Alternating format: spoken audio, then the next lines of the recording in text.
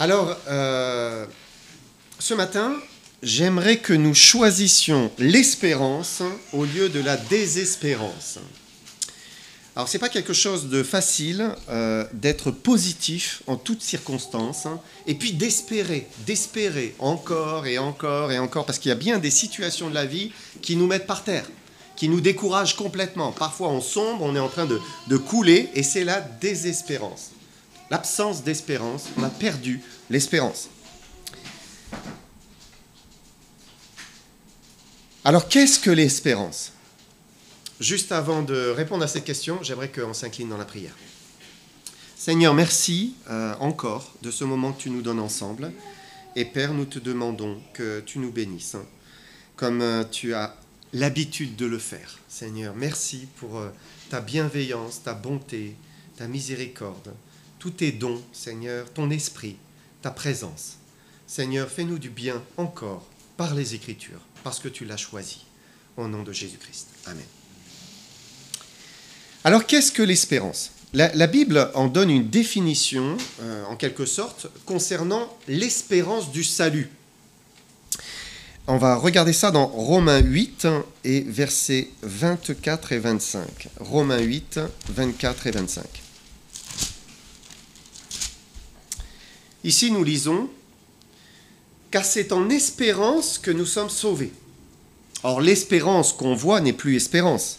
Ce qu'on voit, peut-on l'espérer encore ? Mais si nous espérons ce que nous ne voyons pas, nous l'attendons avec persévérance. » Et donc, l'espérance, c'est l'attente de quelque chose que nous ne voyons pas encore. Donc, on se projette dans le futur et on attend la chose avec persévérance. C'est ce que dit la parole de Dieu. Et donc, ce n'est pas juste une attente, bon, on verra bien. On verra si ça arrive. Ce n'est pas un vague espoir. Vous savez, voilà. Les gens disent parfois, oh, j'espère. Mais en fait, ça veut dire, je suis plein de doutes, plein d'incertitudes, et on verra bien, on verra bien.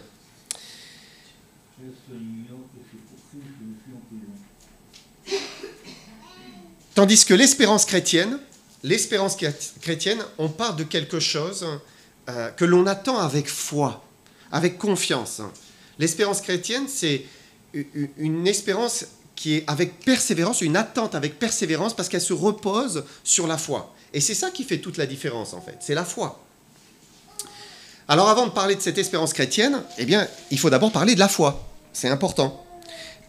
Puisque l'espérance repose sur la foi. La foi qui est comme un fondement, comme une base solide.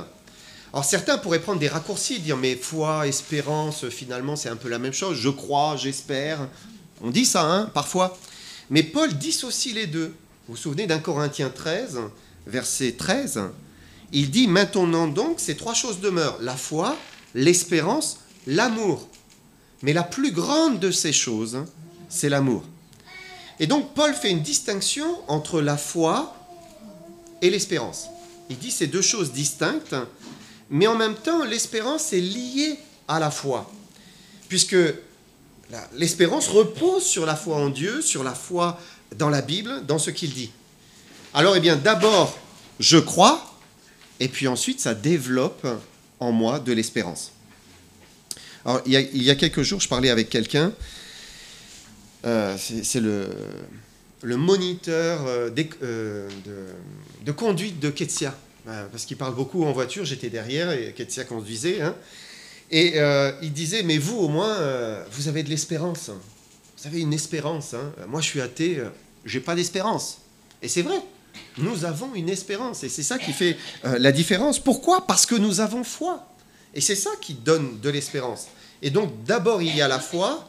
Et ensuite, il y a cette attente confiante. On est confiant. Et ainsi, on peut dire que la foi, elle est enracinée dans les réalités du passé, ce que Dieu a dit, sa parole, ses promesses, tandis que l'espérance, elle regarde vers les réalités du futur, ce qui va se passer, parce que Dieu l'a dit. Et les deux, se complètent. D'où vient la foi ? Vous connaissez ce verset, Romains 10, verset 17. Ainsi, la foi vient de ce qu'on entend, et ce qu'on entend vient de la parole de Christ. La parole de Christ, de Dieu. Donc la foi vient de la parole de Dieu, Christ parle, Dieu parle, il dit une chose, et le cœur de l'homme va croire. Il va s'approprier, il va se reposer, s'accrocher à ce que Dieu dit. Dieu le dit. Je le crois. Ça, c'est la foi. C'est la foi. Et donc, la foi, elle se nourrit des promesses de Dieu, des paroles de Dieu. On se nourrit de sa parole. Et quand elle naît dans le cœur de la parole de Dieu, par la parole de Dieu, pardon, eh bien, elle engendre l'espérance. On a de l'espérance, on attend avec comment dire, j'ai envie de dire, le pied ferme, voilà, solide, hein, avec des convictions, des certitudes. On l'attend, parce qu'on croit. Alors, par exemple, la résurrection. Nous croyons que Dieu va ressusciter nos corps. Et même si nous connaîtrons la mort physique, hein, nous allons revivre pour l'éternité avec Dieu. Ça fait partie de l'espérance chrétienne. Mais sur quoi cela repose-t-il ? Ben, sur la parole. Qu'est-ce que dit Jésus ? Jean 11, versets 25 et 26. Jésus lui dit, « Je suis la résurrection et la vie. Celui qui croit en moi vivra, même s'il meurt. Et quiconque vit et croit en moi ne mourra jamais. » Crois-tu cela ? Quand Jésus dit cela, il est en train de s'adresser à une croyante déjà. Elle croit en Dieu, elle croit en l'Éternel, elle croit même en Jésus. Hein, mais elle vient de vivre le deuil. Son frère, Lazare, vient de mourir. Elle est dévastée, elle est désespérée. Celui qu'elle aime vient d'être emporté par la mort. Et Jésus lui dit, « Je suis la résurrection et la vie. Celui qui croit en moi vivra même s'il meurt. » Et c'était le cas pour Lazare. Hein, il croyait. Hein. Alors Jésus est en train de lui dire, mais il va continuer à vivre. Ton frère va vivre. Il n'est pas réellement séparé, mort pour l'éternité. Est-ce que Marthe, donc la sœur de Lazare, va le croire ? Est-ce qu'elle va avoir confiance dans la promesse ? C'est ça. Parce que cela engendre l'espérance. Sitôt que le cœur du croyant exerce sa foi et qu'il se l'approprie, alors l'espérance, elle naît, elle grandit dans le cœur. Je vous donne un autre exemple. Une autre grande vérité de la Bible, c'est le retour de Jésus-Christ. Nous croyons que Jésus va revenir, qu'il va revenir et qu'il va imposer à ce monde un règne d'équité, de justice, de vérité, de sainteté. Nous croyons qu'un jour, les méchants ne bomberont plus le torse. Nous croyons que les orgueilleux seront bouche fermée, à genoux. Nous croyons que Jésus va revenir et va régner. Jésus a dit, « Heureux ceux qui ont faim et soif de justice, ils seront rassasiés. » Rassasiés de justice. Et pas la justice des hommes, hein, mais une justice parfaite. Ils seront rassasiés. Mais pourquoi nous croyons à son retour ? Pourquoi nous croyons cela ? Parce qu'il l'a promis, par sa parole. C'est une promesse. Et j'aimerais prendre Apocalypse 22, 11 et 12. Que celui qui est injuste soit encore injuste. Voilà, s'il choisit l'injustice, qu'il continue. Allez. Que celui qui est souillé, se souille encore. Mais que le juste pratique encore la justice. Et que celui qui est saint se sanctifie encore. Voici, je viens bientôt, et ma rétribution est avec moi, pour rendre à chacun selon son œuvre. Et ça, ce n'est pas une parole en l'air, hein. Ce n'est pas une parole d'homme, ce n'est pas une parole d'homme politique, hein. Mais c'est Jésus-Christ qui dit « Je viens bientôt, je viens ». C'est certain, il annonce son retour.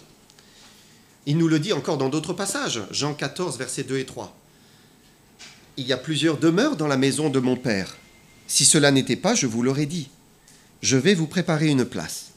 Et lorsque je m'en serai allé et que je vous aurai préparé une place, je reviendrai, je vous prendrai avec moi, afin que là où je suis, vous y soyez aussi. » Donc Jésus assure, il dit à ses disciples, je vais revenir vous chercher, c'est certain. Et on sait que c'est vrai. On sait qu'il va revenir parce que ça repose sur une promesse qu'il a faite, sur la parole de Dieu. Et Dieu, quand il promet, il le fait toujours. Alors, l'espérance naît dans nos cœurs et on est dans l'attente. On sait que Jésus revient.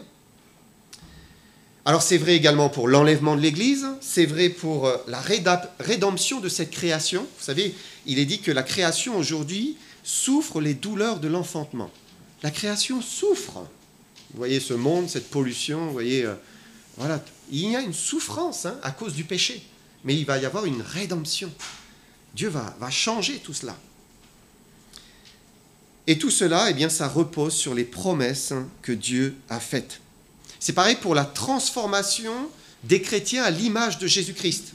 Dieu l'a promis, Dieu va le faire. On attend avec certitude ces choses. Et puis bien sûr, la vie éternelle. Et notre foi, elle repose sur des paroles vraies, puissantes, solides comme le roc. Alors on l'attend avec persévérance. Ça, c'est l'espérance chrétienne. Alors ça concerne toutes ces grandes vérités que Dieu a promises, mais ces vérités ne dépendent pas de nous. Ça ne dépend pas du tout de nous, en fait. Dieu l'a promis, il le fera. Et même si nous, on ne va pas bien, il le fera quand même. Même si nous, on est infidèles, il le fera quand même. Ça ne dépend pas de nous, c'est inconditionnel. Dieu fera tout ce qu'il a promis, toutes ces grandes vérités. L'enlèvement, il aura lieu, quoi qu'il arrive. La résurrection, elle aura lieu. La rédemption de cette création aura lieu. La transformation à son image, elle aura lieu. Même si je suis infidèle aujourd'hui, elle aura lieu. Le don de la vie éternelle aux croyants, il aura lieu, quoi qu'il arrive. Ça, ce sont des promesses qui sont inconditionnelles. Mais là, la vie chrétienne, notre vie à nous, elle n'est pas faite que d'espérance pour des choses éternelles, des choses divines, des choses grandioses. Ce n'est pas que ça. Nous ne sommes pas des extraterrestres, la tête dans les nuages, tout le temps dans ces promesses. Mais on vit dans un monde, on vit la vie des autres hommes, et on est confronté à des difficultés dans la vie de tous les jours, à des problèmes, à des souffrances, comme tous les autres mortels. En quoi l'espérance chrétienne peut-elle nous aider dans le terre-à-terre, dans la vie quotidienne? Mais Dieu nous a aussi donné des promesses. Il nous a aussi donné des promesses pour la vie pratique, la vie de tous les jours. Des promesses qui nous permettent d'avoir foi. Et si nous avons foi, alors nous pouvons aussi avoir de l'espérance. On peut attendre avec espérance. Je pense à des difficultés matérielles, des difficultés financières. Je pense aux difficultés familiales, maritales, des difficultés avec les enfants, parfois des difficultés professionnelles. Tout ça, c'est la vie normale, la vie quotidienne, la vie humaine. Ça nous concerne aussi, et c'est très concret, c'est ce que nous vivons. Et pour toutes ces choses, Dieu a donné aussi des promesses. Mais il y a une petite différence. Petite différence, je vous ai dit que les grandes promesses, c'est inconditionnel. Dieu le fera quoi qu'il arrive. Mais les promesses de la vie pratique, elles sont davantage conditionnelles. On va voir ça ensemble. Dieu souvent dit, si tu fais cela, alors moi je ferai cela. Tu fais cela, je fais cela. Il s'engage. Si par exemple j'ai des difficultés matérielles, difficultés financières, qu'est-ce que Dieu dit? Il dit par exemple en Philippiens 4, 19, « Et mon Dieu pourvoira tous vos besoins selon sa richesse, avec gloire, en Jésus-Christ. » C'est une promesse. Dieu est fidèle, il va pourvoir, il donnera ce qui manque à chacun. Mais il ne faut pas oublier tout ce qu'il y a autour du verset. Il ne faut pas oublier toute la parole de Dieu. Qu'est-ce que Dieu dit sur les biens matériels? Qu'est-ce que Dieu dit sur les richesses, sur l'argent, sur la gestion des finances? Il est évident que si je dilapide mes biens, si je jette l'argent comme ça par la fenêtre, Dieu ne sera pas le banquier avec le crédit illimité qui donne. Non. On va souffrir à cause d'une mauvaise gestion de nos biens. De la même manière, si on est paresseux, on vit les conséquences de la paresse. Si je suis pingre, égoïste, et toujours moi, il y a des conséquences. Alors oui, Dieu dit, il pourvoira tous nos besoins selon sa richesse. Mais il faut aussi mettre en parallèle tout ce que Dieu dit. Et par exemple, si vous regardez le contexte de ce verset, juste avant, Paul dit, mon Dieu pourvoira, mais avant, il remercie les Philippiens parce qu'ils ont été généreux. Il les remercie. merci pour tout ce que vous avez fait, Dieu pourvoira. Donc en fait, Paul, inspiré par Dieu, leur dit, soyez assurés que Dieu pourvoira. Parce que vous faites ce qui est bien. Vous faites ce qui est bien. Alors je ne vais pas entrer dans les détails sur toute cette question des finances ce matin, mais si vous prenez le livre de Malachie, si vous prenez 2 Corinthiens, Proverbes, Timothée, Hébreux, dans tous ces livres, vous allez trouver plein de recommandations sur la gestion des biens, la gestion matérielle des finances. Et si le chrétien fait ce qu'il faut, alors oui, c'est certain, il ne manquera jamais de rien. Dieu sera toujours là, toujours, toujours, toujours.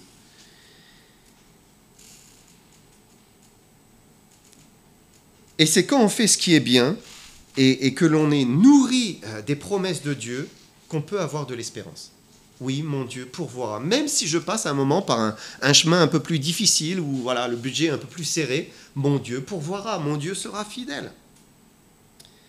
Je prends un autre exemple. De la même manière, si j'ai des difficultés familiales avec mes enfants ou dans mon couple, qu'est-ce que Dieu dit? Il faut se poser la question. Il faut chercher et regarder, mais qu'est-ce que Dieu dit? Qu'est-ce que Dieu veut m'enseigner? Qu'est-ce que j'ai besoin d'apprendre?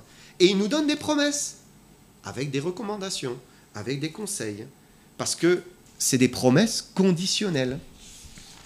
Par exemple, ce qui concerne les enfants, il y a ce verset que vous connaissez, Proverbe 22, verset 6. « Instruis l'enfant selon la voie qu'il doit suivre, et quand il sera vieux, il ne s'en détournera pas. » C'est une belle promesse. Dieu promet.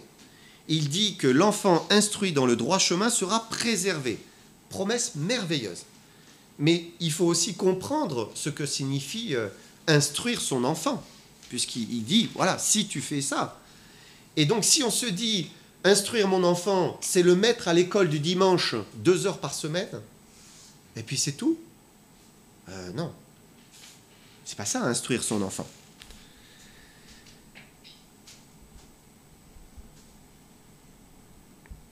Instruire l'enfant, c'est forcément plus que cela. Regardez ce que dit Dieu au Père. Éphésiens 6, verset 4. Il dit, « Et vous, pères, n'irritez pas vos enfants, mais élevez-les en les corrigeant et en les instruisant selon le Seigneur. » Et on voit le Père, là, il a une lourde responsabilité pour la correction et l'instruction, les deux. Alors bien sûr, la mère, elle n'est pas en reste, hein. Elle est aussi avec lui, elle fait, j'ai envie de dire 80% hein, du bien de l'enfant. Hein. Mais le père a une lourde responsabilité aussi. Hein. C'est lui qui doit agir. Alors, en l'absence du père, les femmes assurent courageusement. Hein, et ça arrive, c'est de plus en plus fréquent. Mais c'est premièrement au père, quand il est présent, que revient la responsabilité. Quand l'enfant ne fait pas ce qu'il faut, Dieu dit au père, mais c'est à toi de corriger ton enfant. C'est à toi de le reprendre. C'est à toi de l'instruire selon le Seigneur. C'est à toi de lui lire la Bible. C'est à toi de lui raconter des histoires. C'est à toi de lui donner tout cela. C'est à toi de sacrifier ton temps pour le futur. Parce que le sacrifice de ton temps aujourd'hui, eh bien, produira des fruits pour le futur. Ce que nous semons pour nos enfants au début, eh bien, restera à la fin. C'est ce que Dieu dit. Et il ne faut pas attendre que les enfants soient adolescents, et puis d'un seul coup, on ouvre les yeux et on se dit oh, « Mince, qu'est-ce qui se passe? Mais pourquoi ils jettent tout par la fenêtre ?» Ben non, c'est petit qu'il faut commencer. C'est tout petit qu'il faut aimer, entourer, enseigner, instruire. C'est tout petit. Ensuite, instruire l'enfant, c'est aussi l'instruire par l'exemple. Si on ne marche pas avec Dieu toute la semaine, on fait un peu ce qu'on veut dans son foyer, on n'a pas trop égard aux choses de Dieu, il ne faut pas s'attendre après que son foyer marche avec Dieu et qu'eux ont envie d'aimer Dieu. Non, ça commence avec soi. Et donc c'est une charge, hein, mais voilà, ça implique. C'est premièrement dans la vie des parents qu'ils doivent voir la piété, l'amour, une sincérité, une consécration. C'est là où ça doit se voir. Et donc, il y a une promesse pour les parents, mais il y a aussi des conditions, il y a aussi des exigences, une responsabilité. Alors, loin de moi de jeter un fardeau, que Dieu nous vienne en aide, qui vienne en aide à tous les responsables de foyer, tous les parents, qu'ils soient seuls ou en couple. C'est une charge tellement à la fois lourde, mais belle, tellement belle. Quand on voit ensuite ces enfants qui marchent, on est tellement heureux. La parole de Dieu dit que si l'on fait ce qu'il faut, alors on peut avoir de l'espérance. On peut avoir de l'espérance basée sur les promesses de Dieu. Alors, je ne vais pas énumérer toutes les situations pratiques et essayer de lister toutes les promesses, vous vous doutez bien, il y en a tellement, qui nous permettent d'espérer. Mais Dieu parle pour susciter la foi qui engendre ensuite l'espérance. Et il ne faut jamais cesser de se nourrir des promesses de la parole de Dieu pour avoir toujours la foi et pour avoir toujours de l'espérance, continuellement de l'espérance en Dieu.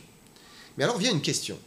Oui, mais si je n'ai pas fait ce qu'il fallait, si j'ai échoué, on vient de dire, il y a des promesses, elles sont conditionnelles, et on s'aperçoit, j'ai failli, j'ai pas bien fait, j'ai pas fait ce que Dieu me demandait, j'ai échoué.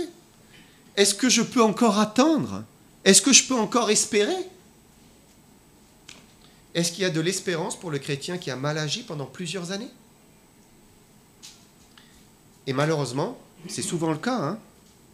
Il y a l'idéal, le meilleur, la perfection, mais souvent on est trop court. On est souvent en dessous. Si c'était à refaire, on se dit, j'aurais fait ça mieux. Et là, j'aurais agi mieux.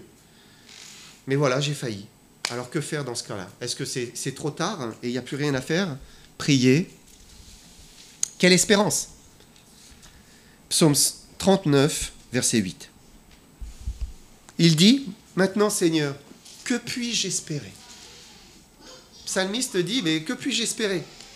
Et parfois on est comme lui, on se dit, mais qu'est-ce qu'il y a à espérer encore? Parce que soudain on prend conscience que c'est trop tard. Voilà, le mal est fait. Mais regardez ce qu'il dit.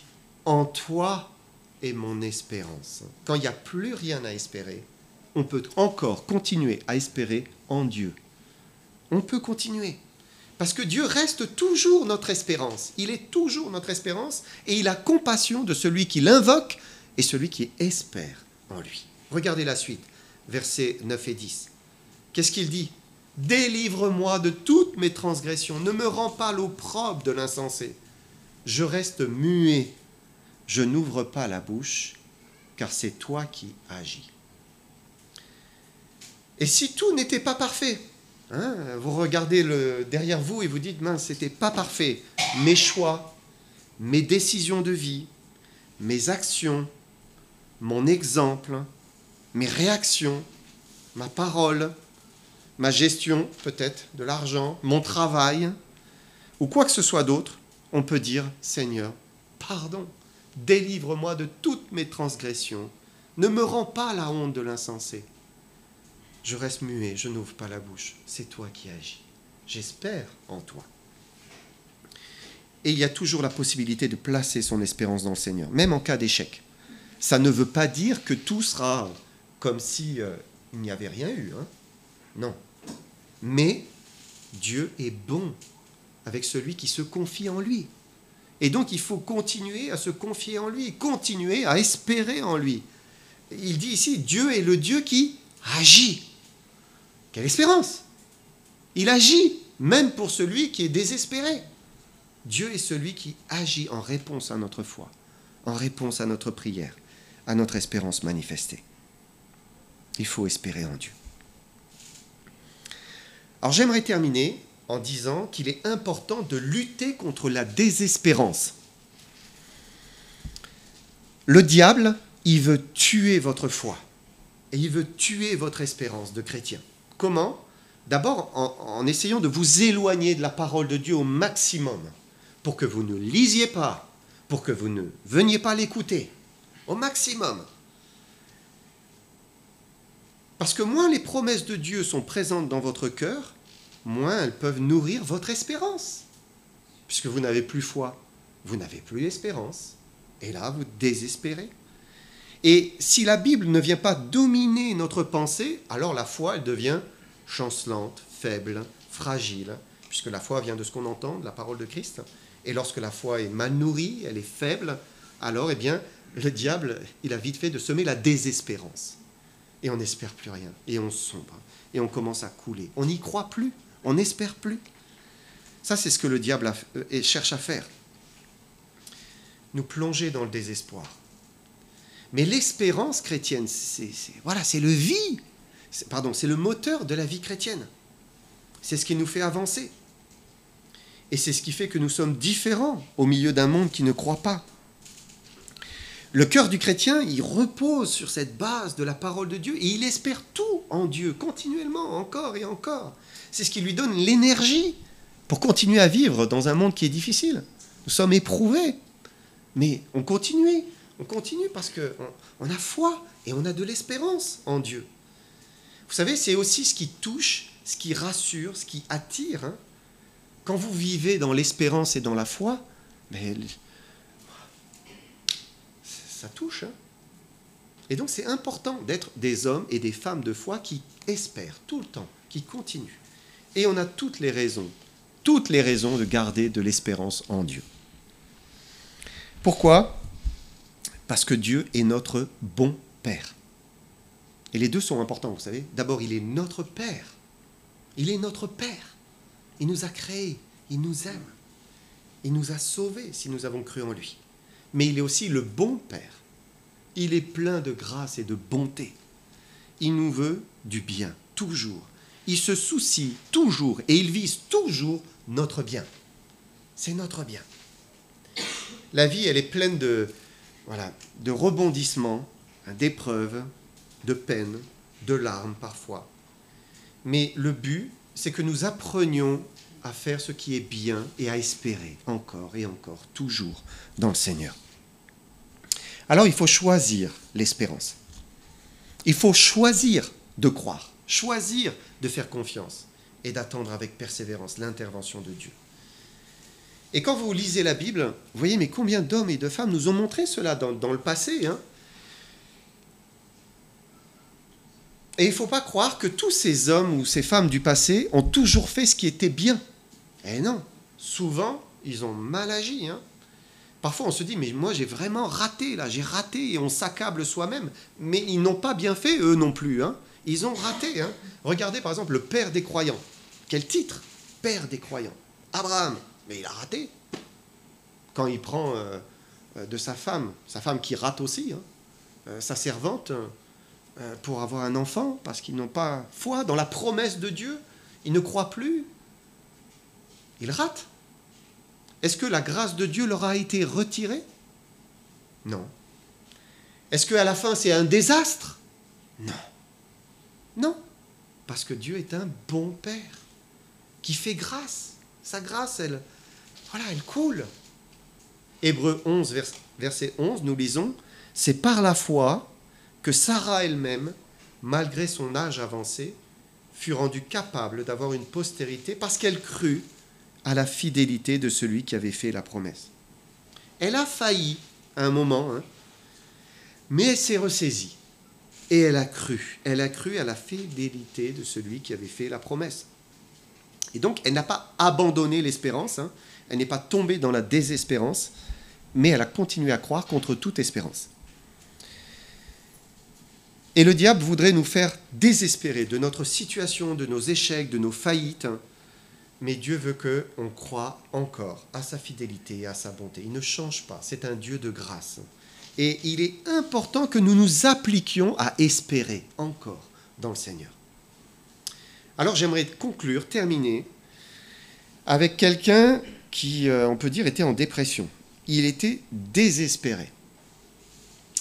Mais il s'est relevé en refusant la désespérance. Il s'agit du prophète Jérémie.